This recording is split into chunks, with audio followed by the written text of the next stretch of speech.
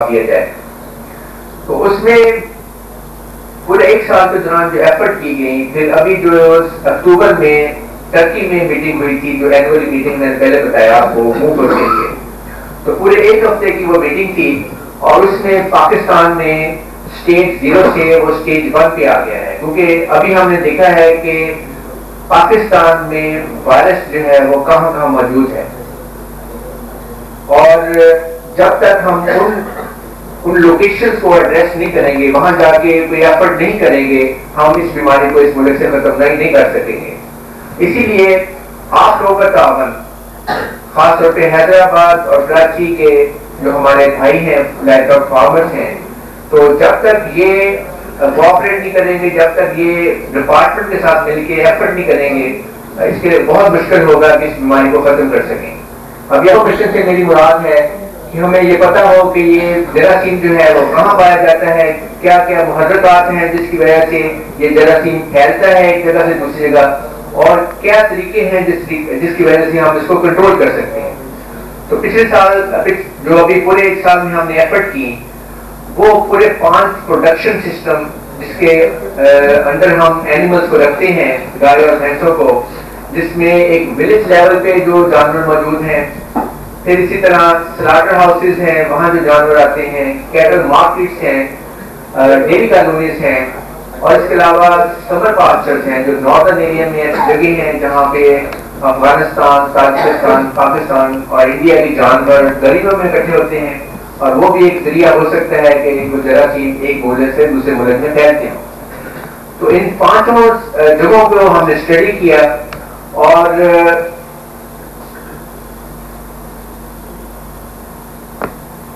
Dairy colonies کا ایک بہت اہم رول ہے جو ہم نے ہمارے پاس انفارمیشن آئی، اور وہ میں آپ لوگوں کے ساتھ شیئر کرنا چاہوں گا ابھی 2 ایکسپیریمنٹ کے ذریعے، کہ کس طریقے سے اس ڈیری کالونیز کو اگر ہم ٹارگٹ کریں، اگر ایک اچھی ویکسین مہیا کی جائے جس سے اس بیماری کو کنٹرول کیا جائے. اب اچھی ویکسین کی مہیا کرنے کے لیے فارمرز کے ساتھ ساتھ جو لائف اسٹاک ڈپارٹمنٹس ہیں ان کی بھی ایک ذمہ داری ہے کہ جو بھی سچویشن ہے، جو اسٹیٹس ورلڈ کی کی بیماری ہے، اس کے سائنٹسٹ تھے اور 2-3 اور کنٹریز کے سائنٹسٹ تھے جن سے مل کے، اور ایف او کے اور گورنمنٹ آف پاکستان نے یہ 1 سال کی اسٹڈی کی. اور یہ بڑی نئی انفارمیشن ہے جو ہمیں اس وقت پتہ چلی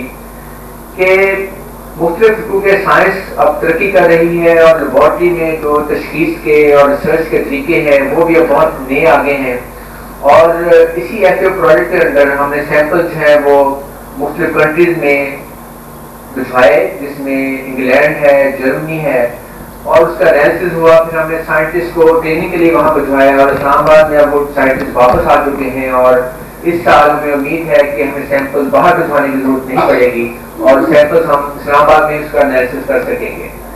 تو ہم نے یہ دیکھا کہ 2 سیمپلز ہم نے اکٹھے کیے، لانڈی ڈیری کالونی اور ناگوری ڈیری کالونی سے. اس میں سے جو ایسے جانور 20% جانور ایسے تھے کہ جو بظاہر دیکھنے میں تندرست تھے، کھاتے پیتے تھے، اور کا وائرس جو ہے وہ سامنے آیا. اور جو نئی قسم کے وائرس آتے ہیں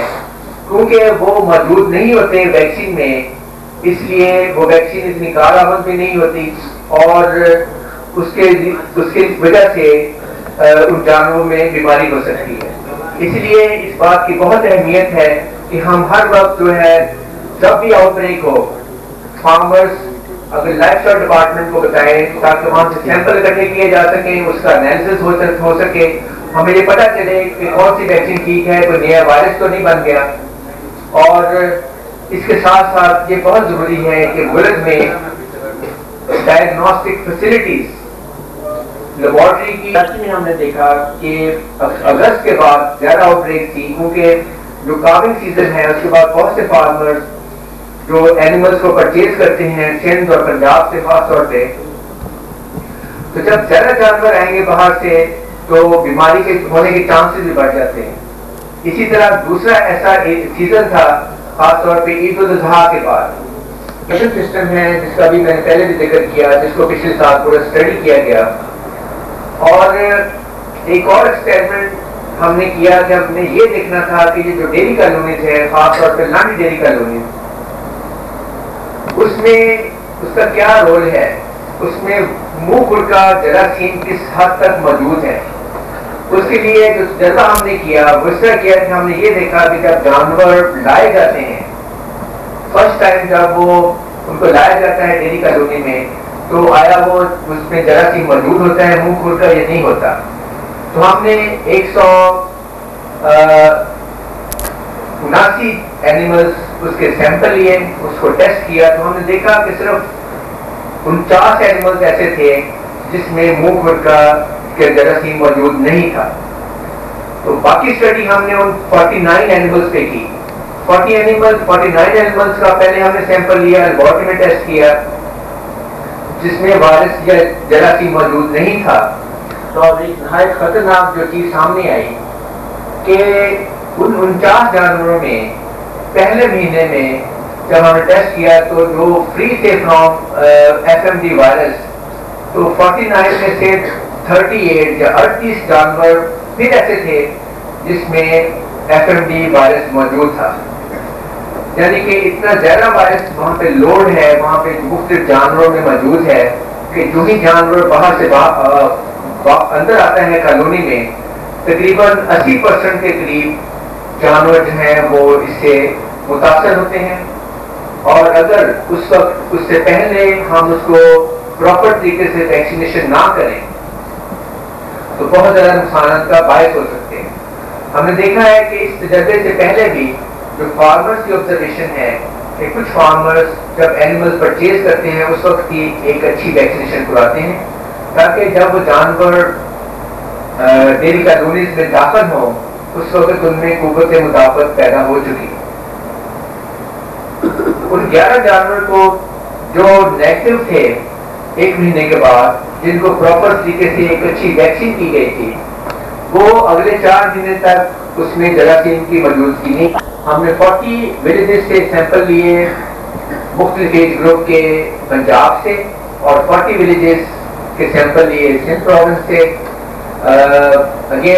دوبارہ میں اپنے ڈائریکٹر جنرل سندھ کا مشکور ہوں کہ انہوں نے پراپر طریقے سے ہمیں گائیڈ کیا، اور ہر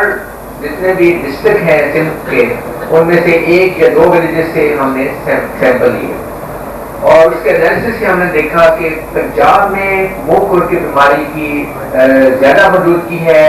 بنسبت سندھ پروونس کے۔ جیسے کہ آپ دیکھ رہے ہیں ٹوٹل اگر ہم دیکھیں تو 25% جانور ولیج لیول پہ پنجاب میں ایسے تھے جس میں یہ جراثیم موجود تھا، جبکہ سندھ میں ان جانوروں کا تناسب 26% تھا۔